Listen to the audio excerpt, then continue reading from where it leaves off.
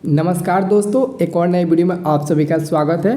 दोस्तों, जो भी विद्यार्थी 10वीं का एग्ज़ाम 2024 में देने वाले हैं और ख़ास तौर पर वो विद्यार्थी जो 2024 में अच्छे मार्क्स लाना चाहते हैं, उन सभी विद्यार्थियों के लिए ये वीडियो बहुत ही इंपॉर्टेंट है, क्योंकि हिंदी का ऑब्जेक्टिव क्वेश्चन मैं बता रहा हूँ। ठीक है, तो अच्छे से रिवीजन कर लेना। अगर याद होगा तो रिवीजन हो जाएगा, नहीं याद होगा तो अच्छे से याद कर लेना, क्योंकि इंपॉर्टेंट क्वेश्चन है। ठीक है, चलो मैं स्टार्ट करता हूँ। एक एक ऑब्जेक्टिव क्वेश्चन बताना और आप लोग लाइन बाय लाइन मेरे पीछे पीछे याद करते चलना। ठीक है, और सब लोग एक वीडियो को लाइक कर देना और साथ में चैनल को भी सब्सक्राइब कर लेना, ताकि आगे का वीडियो आपको जरूर मिले। ठीक है, देखो पहला नंबर क्वेश्चन है बाबू आप लोगों का, जो पहले ही चैप्टर का है कि भीमराव अम्बेडकर के विख्यात भाषण एनिलिएशन ऑफ कास्ट का हिंदी रूपांतरण किसने किया था।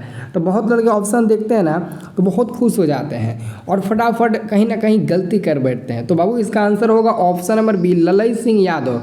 तो ललई सिंह यादव होगा, लेकिन दोस्तों इसी से मिलता जुलता ऑप्शन नंबर डी में देखो तो ललन सिंह यादव है। तो बहुत लड़के गलती कर देते हैं जल्दबाजी में। एक्चुअली में पता तो होता है, लेकिन जल्दबाजी में वो गलती कर बैठते हैं। तो मैं कोशिश करता हूँ कि आप लोग जल्दबाजी में गलती मत कर बैठना, क्योंकि आप अच्छे स्टूडेंट हैं और अच्छे मार्क्स लाना चाहते हैं। ठीक है, अब देखो बाबू अगला क्वेश्चन, नलिनी बिलोचन शर्मा का जन्म कब हुआ था। नलिनी बिलोचन शर्मा जी का जन्म कब हुआ था। तो बाबू 18 फरवरी 1916 ईस्वी में नलिनी बिलोचन शर्मा जी का जन्म हुआ था। ठीक है, नलिनी बिलोचन शर्मा जी का जन्म कब हुआ था। तो 18 फरवरी 1916 ईस्वी में ए नंबर वाला आंसर हो जाएगा। ठीक है, चलो अगला क्वेश्चन बाबू आप लोगों का है कि सेन साहब को कितनी लड़कियां हैं। सेन साहब को कितनी लड़कियां हैं। तो बाबू याद रखना, सेन साहब की 5 लड़कियां हैं। 5 लड़कियां के अलावा एक पुत्र भी था जिसका नाम था कासू, और उसको हम लोग खोखा भी कहते हैं। ठीक है, यानी कासू को दूसरा नाम था खोखा। और उसके पुत्र का जन्म तब हुआ जब पति और पत्नी बुढ़ापे के अंतिम पड़ाव पर पहुंच चुके थे। और 5 लड़कियां थी, जैसे आलो, शेफाली, रजनी, आरती, यही सब नाम था उन लड़कियां का। ठीक है, अब देखो बाबू अगला क्वेश्चन, अग्रजा शब्द में प्रत्यय है। देखो जी, प्रत्यय और उपसर्ग तो इम्पोर्टेंट आपके एग्जाम के लिए, लेकिन दोस्तों प्रत्यय उपसर्ग थोड़ा बहुत आपको पता होगा। प्रत्यय दोस्तों किसी शब्द के पहले, उपसर्ग जो होता है ना वो किसी शब्द के पहले लगता है और प्रत्यय किसी शब्द के अंत में लगता है। तो यहाँ पर देखो, अगर हम अग्रजा अग्र प्लस अजा कर दे, अगर हम अग्र प्लस अजा करेंगे तो अग्रजा बन जाएगा। तो यहाँ पर आपका अग्र उपसर्ग हो जाएगा और यहाँ पर आपका अजा प्रत्यय हो जाएगा। तो अजा देखो सी नंबर में दिया है, तो हम बोलेंगे कि हमारा जो सी नंबर है वही आंसर होगा, क्योंकि अजा इसमें प्रत्यय है बाबू। ठीक है, चलो अगला क्वेश्चन देखते हैं। हाँ जी, अगला क्वेश्चन आ गया कि मदन किसका बेटा था। देखो जी, मदन किसका बेटा था। तो मदन दोस्तों सेन साहब के यहाँ किराने का काम करने वाला, सेन साहब के यहाँ फैक्ट्री में किराने का काम करने वाला एक व्यक्ति था जिसका नाम था गिरधर लाल। और गिरधर लाल का ही एक बेटा था, काफ़ी अच्छा था, जिसका नाम था मदन। ठीक है बाबू, तो याद रखना गिरधर लाल जी का ही बेटा का नाम था मदन। ठीक है, चलो मेरे लाल अगला क्वेश्चन देखते हैं। अगला क्वेश्चन है बाबू आप लोग का 6 नंबर कि महारानी विक्टोरिया के द्वारा किसे नाइट की उपाधि प्रदान की गई थी। महारानी विक्टोरिया के द्वारा किसे नाइट की उपाधि प्रदान की गई थी। तो बाबू 6 का आपका आंसर हो जाएगा ऑप्शन नंबर बी होगा, मैक्स मुलर को। किसको। तो मैक्स मुलर को। और पता है ना कि मैक्स मुलर जर्मनी के रहने वाले हैं। और मैक्स मुलर का जो लिखा गया पाठ है भारत से हम क्या सीखे, भाषण है वो। ठीक है, और उसी पाठ का ये लेखक है। तो क्वेश्चन कर रहा है कि महा विक्टोरिया के द्वारा लिखे किसे नाइट की उपाधि प्रदान की गई थी। तो मैक्स मुलर को ही। ठीक है, अगला क्वेश्चन है कि हिंदी कविता में प्रगवाद के प्रवर्तक कौन है। हिंदी कविता में प्रगवाद के जो प्रगवाद के जो प्रवर्तक है उनका नाम क्या है बाबू। तो याद रखना, उनका नाम है नलिनी बिलोचन शर्मा, जिनका जन्म 18 फरवरी 1916 ईस्वी में हुआ था। ठीक है, वही है नलिनी बिलोचन शर्मा जी। ठीक है बाबू, चलो अगला क्वेश्चन एक और क्वेश्चन पूछा है कि आत्मसात में प्रत्यय बताना है। आत्मसात शब्द में आपको प्रत्यय बताना है। तो प्रत्यय कैसे बताइएगा। देखो जी, आपका जो प्रत्यय है ना वो थोड़ा डिफ़िकल्ट है, लेकिन जो उपसर्ग है ना वो बहुत ज़्यादा इजी है। प्रत्यय में रूल ज़्यादा है और उपसर्ग में कोई रूल नहीं है, फटाफट समझ जाएंगे। तो मैं कोशिश करूँगा उसके लिए एक अलग से वीडियो बनाऊँ और आपको अच्छे से समझाऊँ। ठीक है, तो यहाँ पर इसका आंसर होगा केवल त होगा, वो भी विसर्ग वाला त। ठीक है, यहाँ पर आधा त जिसको विसर्ग बोल सकते हो, विसर्ग नहीं बल्कि आधा त बोल सकते हो। ठीक है, विसर्ग तो इससे बोलते हैं ना। ठीक है बाबू, तो याद रखना। ठीक है, हाँ ठीक है, वेरी गुड। अब देखो अगला क्वेश्चन बाबू, अब अगला क्वेश्चन आपका है कि विचार और वितर्क किस लेखक की रचना है। विचार और वितर्क किस लेखक की रचना है। तो 9 का आंसर होगा option number A, Hazari Prasad Dwivedi, जिनका जन्म सन 1907 ईस्वी में हुआ था। ठीक है, जिनका जन्म कब हुआ था बाबू, 1907 ईस्वी में। ये भी याद रखना है, जितना क्वेश्चन बनता है उतना याद रखना है। ठीक है, अब देखो बाबू अगला क्वेश्चन, अगला क्वेश्चन है नाखून बार बार काटते रहना और अलंकृत करते रहना निरूपित करता है। बाबू हम नाखून को बार बार क्यों काटते हैं, आपको पता है? तो आपको तो बिल्कुल पता होगा। देखो, सुंदरता और स्वास्थ्य पर ध्यान देने के लिए ही हम नाखून को काटते हैं। देखो, ये जो हमारा नाखून है ना, अगर उसको बड़ा रखेंगे तो एक तो दिखने में अच्छा नहीं लगेगा, और दूसरा दोस्तों नाखून के अंदर ज़्यादा दिन की मिट्टी जम जाती है, और उसी के साथ हम लोग भोजन खाते हैं तो हम लोग बीमार पड़ जाते हैं, क्योंकि वो मिट्टी बहुत ज़्यादा दिनों का कचरा रहता है।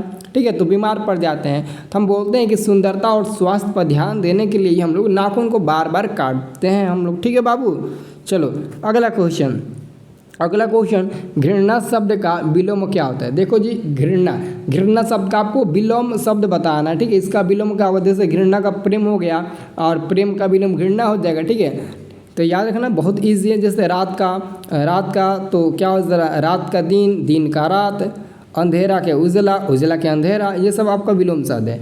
अब देखो 12 नंबर क्वेश्चन है कि हवा शब्द का निर्णय करें। यानी कि दोस्तों आपको बताना है क्या हवा पुल्लिंग है या फिर हवा स्त्रीलिंग है। देखो, पहचान के लिए आपको मैं एक ट्रिक बताना चाहता हूँ।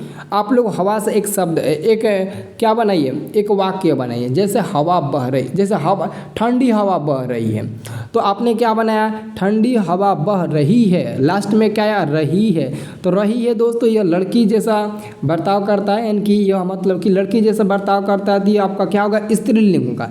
कोई ये थोड़ी ना कहता है ठंडा हवा बह रहा है, ये लोग नहीं कहता, बल्कि एकदम मीठी बोली से कहते हैं कि ठंडी हवा बह रही है, ऐसे बोलते हैं। तो हम लोग इसीलिए बोलते हैं कि ये जो है ना वो आपका स्त्रीलिंग है बाबू। ठीक है, अब देखो अगला क्वेश्चन, अगला क्वेश्चन है कुल 4 आदमी हैं, कुल 4 आदमी हैं, रेखांकित शब्द कौन पदबंध है, कौन पदबंध है। तो बाबू यहाँ पर आंसर होगा आपका विशेषण होगा। क्या होगा बाबू, विशेषण होगा। ठीक है, कुल 4 आदमी है ना, तो विशेषण में जाएगा। किस में जाएगा बाबू, विशेषण में जाएगा। ठीक है, चलो, क्योंकि दोस्तों कुल 4 में, और यहाँ पर दोस्तों संख्या का बोध हो रहा है, संख्या का बोध हो रहा है। देखो 4 आदमी है, 4 आदमी है, तो यहाँ पर संख्या का बोध हो रहा है। ठीक है, अब देखो अगला क्वेश्चन है कि उसने अपने मित्र का पुस्तकालय खरीदा, उसने अपने मित्र का पुस्तकालय खरीदा, वाक्य है, ये कौन सा वाक्य है। तो वो बहुत सिंपल सा है, बहुत सिंपल सा है। ठीक है, इसे हम लोग क्या बोलेंगे, मिश्र वाक्य बोलेंगे। क्या बोलेंगे बाबू, मिश्र वाक्य बोलेंगे। उसने अपने मित्र का पुस्तकालय खरीदा, यह वाक्य कौन सा है, तो मिश्र वाक्य है बाबू। ठीक है, अब देखो अगला क्वेश्चन, अगला क्वेश्चन है आप लोगों का कि नक्षत्र लोक किसकी लेखक की कृति है। यानी कि नक्षत्र लोक किस लेखक की कृति है। नक्षत्र लोक समझते हो ना कि नक्षत्र लोक, हाँ ठीक है, तो आंसर होगा आपका गुणाकर मूल्य। ठीक है, नक्षत्र लोक के लेखक कौन है, तो गुणाकर मूल्य होंगे। ठीक है, अगला क्वेश्चन है जिसकी उपमा दी जाए के लिए एक शब्द है, जिसकी उपमा दी जाए के लिए एक शब्द आपको बताना है, तो उपमान होगा। क्या होगा बाबू, उपमान होगा। आंसर होगा ए नंबर, उपमान। क्या होगा मेरे बाबू, आंसर होगा ए नंबर, उपमान। ठीक है, अब देखो बाबू अगला क्वेश्चन, मराठी भाषा की लिपि क्या है। बाबू मराठी भाषा की लिपि आपको बताना है, तो याद रखना मराठी भाषा की लिपि भी देवनागरी लिपि ही होती है। मराठी भाषा की लिपि क्या होती है, देवनागरी लिपि के अंतर्गत ही आती है। अगला क्वेश्चन है कि धारा नगरी के कौन परमार शासक विद्यानुरागी थे, बताइए। धारा नगरी के कौन परमार शासक विद्यानुरागी थे। तो बाबू 18 का सिंपली में आंसर होगा ऑप्शन नंबर बी होगा, भोज। क्या होगा बाबू, भोज खाना। अब देखो अगला क्वेश्चन है 19 नंबर कि बताओ महाविद्यालय नामक कहानी संग्रह किनकी रचना है। महाविद्यालय नामक कहानी संग्रह किनकी रचना है। तो बाबू हम लोग 19 का आंसर देंगे ऑप्शन नंबर सी को, विनोद कुमार शुक्ल। किसको देंगे बाबू? विनोद कुमार शुक्ल को देंगे बाबू। याद रखना विनोद कुमार शुक्ल सी नंबर वाला हो जाएगा, ठीक है। चलो बाबू अगला क्वेश्चन है कि बहादुर की माँ गुस्से से पागल क्यों हो गई थी? तो याद रखना बाबू, बहादुर की माँ गुस्से से पागल तब हो गई थी जब बहादुर का लड़का भैंस को बहुत मारा था। तो देखो कहीं ना कहीं वो दिया होगा, हाँ बहादुर ने भैंस को मारा था, तभी बहादुर की माँ गुस्से से पागल हो गई थी और उसी गुस्से में बहादुर को बहुत मार दी थी, ठीक है। चलो अब देखो मेरे लाल अगला क्वेश्चन है 21 नंबर जी कि किसने सोवियत संघ पर आक्रमण किया था? हिटलर का नाम सुने हैं बाबू? हिटलर आप लोग इतिहास में पढ़े होंगे ना। तो याद करना किसने सोवियत संघ पर आक्रमण किया था? तो हिटलर ने किया था। किसने किया था बाबू? हिटलर ने ही किया था। अगला क्वेश्चन है मेरे बाबू कि यदि मनुष्य, क्वेश्चन आपका 20 नंबर कि यदि मनुष्य परिस्थितियों का नियामक नहीं है तो परिस्थितियाँ भी मनुष्य की क्या? देखो अगर परिस्थितियाँ देखो क्वेश्चन कह रहा है कि यदि मनुष्य परिस्थितियों का नियामक नहीं है तो परिस्थितियाँ भी मनुष्य के नियामक नहीं होगी। क्यों? तो यहाँ पर देख लो, अगर मनुष्य परिस्थितियों को इज्जत नहीं करता है तो परिस्थितियाँ भी एक समय मनुष्य की इज्जत नहीं करेगी। अगर आप दूसरे की मदद नहीं करते हैं तो वो भी बंदा आपको मदद नहीं करेगा, ठीक है। इसलिए दोस्तों हर किसी की मदद करो और हर किसी से मदद लो, ठीक है। आंसर हमारा होगा बी नंबर। अगला क्वेश्चन है गुदड़ी का लाल मुहावरे का अर्थ क्या होता है? तो बाबू गुदड़ी का लाल मुहावरे का अर्थ होता है गरीब के घर में गुणवान का उत्पन्न होना। देखो कितना जबरदस्त है। गुदड़ी का लाल मुहावरे का अर्थ होता है गरीब के घर में गुणवान का उत्पन्न होना बाबू, ठीक है। अच्छे से याद रखना बाबू, ठीक है। चलो बाबू अगला क्वेश्चन है गणेश शब्द का पर्यायवाची शब्द होता है। देखो बाबू गणेश जी का मतलब होता है जैसे लंबोदर हो गया, ठीक है। लंबोदर क्या हो जाएगा? लंबोदर। और दोस्तों अगर आपसे यही क्वेश्चन पूछे समास के अंतर्गत, जैसे संस्कृत में नहीं तो हिंदी में ही व्याकरण में करके पूछे कि लंबोदर में कौन सा समास है, तो लंबोदर का मतलब होता है गणेश भगवान। तो आप लोग कहना कि जो भी भगवान के नाम आते हैं वो किस में जाते हैं? तो लास्ट वाले समास में चले जाते हैं, बहुब्रीहि समास में चले जाते हैं बाबू, ठीक है। तो बता देना आपका, ठीक है। चलो अगला क्वेश्चन है प्रतिदिन शब्द कौन सा समास है? दोस्तों मैंने आपको बताया था, देखो प्रतिदिन कौन सा समास है, तो मैंने आपको बताया था कि जिस शब्द के पहले उपसर्ग जुड़ा हो, क्या जुड़ा हो? उपसर्ग जुड़ा हो, उसे हम लोग क्या कहते हैं? उसे हम लोग प्रत्यय कहते हैं, सॉरी उसे हम लोग क्या कहते हैं? उसे हम लोग अव्ययीभाव समास कहते हैं। तो यहाँ पर देखो अगर हम प्रति और प्लस दिन करें और इसको बनाए तो प्रतिदिन बनेगा ना, बराबर में आपका प्रतिदिन आएगा कि नहीं बाबू? प्रतिदिन बिल्कुल आएगा, ठीक है। तो यह कौन सा समास होगा? अव्ययीभाव समास होगा, क्योंकि दोस्तों यहाँ पर प्रतिदिन में उपसर्ग जुड़ा है इसलिए आपका अव्ययीभाव समास होगा, ठीक है। चलो बाबू अगला क्वेश्चन हम लोग का है 26 नंबर कि यशोधरा का संधि विच्छेद है। यशोधरा का संधि विच्छेद क्या है? तो बाबू 26 का आंसर होगा ऑप्शन नंबर ए, शब्द तो केवल संकेत मात्र है, शुद्ध वाक्य है बाबू, ठीक है। ये देखो ऑप्शन नंबर ए वाला। अब देखो बाबू अगला क्वेश्चन है आपका 28 नंबर कि कवि घनानंद किस बादशाह के यहाँ मीर मुंशी का काम करते थे? तो बच्चों याद रखना 28 का करेक्ट आंसर होगा ऑप्शन नंबर बी होगा, मोहम्मद शाह रंगीले के यहाँ कवि घनानंद मतलब कि मीर मुंशी का काम करते थे। किसके यहाँ? तो मोहम्मद शाह रंगीले के यहाँ, ठीक है। अगला क्वेश्चन है जन्म के 6 घंटे बाद किनकी माता का देहांत हो गया था?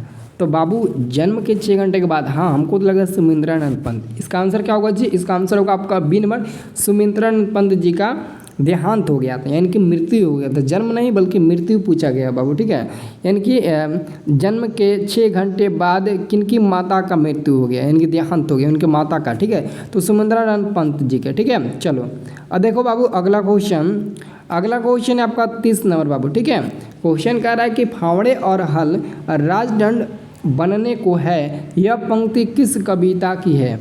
फावड़े और हल राजदंड बनने को है, यह पंक्ति किस कविता की है? तो बच्चों यहाँ पर आपका 30 का बच्चों यहाँ पर आपका 30 का करेक्ट आंसर होगा ऑप्शन नंबर ए, जनतंत्र का जन्म। क्या होगा बाबू? ऑप्शन नंबर ए होगा जनतंत्र का जन्म। ठीक है, और मैं उम्मीद करूंगा बाबू इसको अच्छे से याद कर लो। ठीक है, और उसके बाद से टेलीग्राम ज्वाइन करो, क्योंकि कल सुबह में आपका टेलीग्राम पर टेस्ट होने वाला है। ठीक है, तो जल्दी से टेलीग्राम का लिंक मैं दे दिया हूँ, टेलीग्राम ज्वाइन कर लो। नहीं चलाते हो टेलीग्राम तो प्ले स्टोर से डाउनलोड कर लो, फिर ज्वाइन करो, क्योंकि टेलीग्राम पर हम लोग हफ्ता में 3 बार टेस्ट लेते हैं, सबको पता ही होगा। ठीक है, तो एक बार फिर कल आप लोगों का टेस्ट होने वाला है। ठीक है, तो आप लोग भी टेस्ट दो और देखो कि हम कितने नंबर पर आ रहे हैं, हम कितना का आंसर दे पा रहे हैं, क्या मैं फर्स्ट डिवीजन आ जाऊंगा।